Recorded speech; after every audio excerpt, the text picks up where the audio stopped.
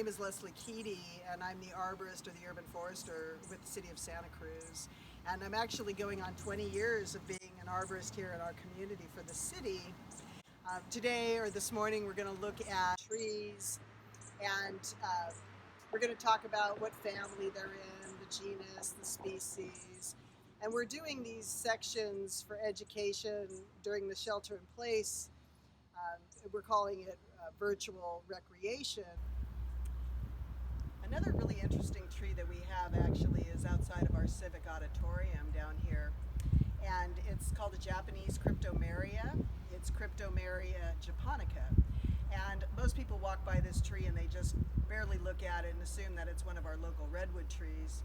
And it is in the same family as our redwoods, but our coast redwood has a very thick bark because it's fire adapted, and the bark actually insulates the trunk.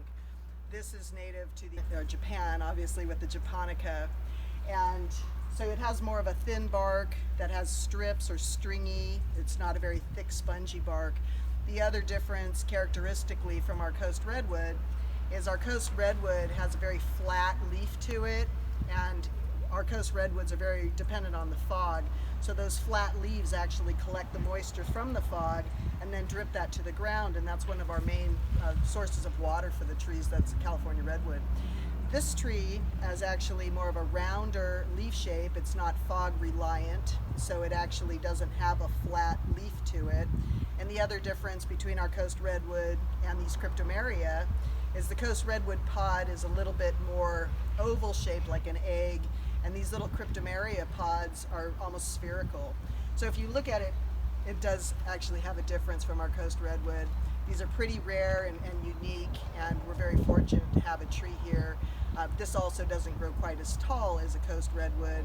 It only grows to be about 100 feet tall, but also a very rare, unique tree for our downtown area.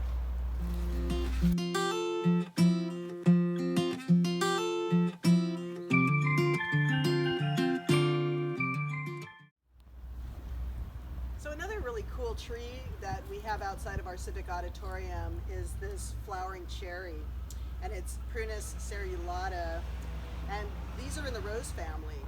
So all of your stone fruits, your plums, your pears, your apples, almond trees, those are all in the rose family. What's pretty cool about this tree is you can very obviously see the graft marks where they actually take a desirable flower branch, graft it onto a section of trunk. So you'll see one graft here, so you get your desirable flower characteristics, and you have this interesting trunk. And then there's another graft that you can clearly see here, where this section of trunk is grafted onto a wild, probably a plum rootstock. This tree a couple of weeks ago was all in full bloom. They're just very cool trees. This is about as large as it's going to grow. So if you wanted a mid-sized flowering tree in your garden that had really cool flowers, then the flowering cherry is a very good choice.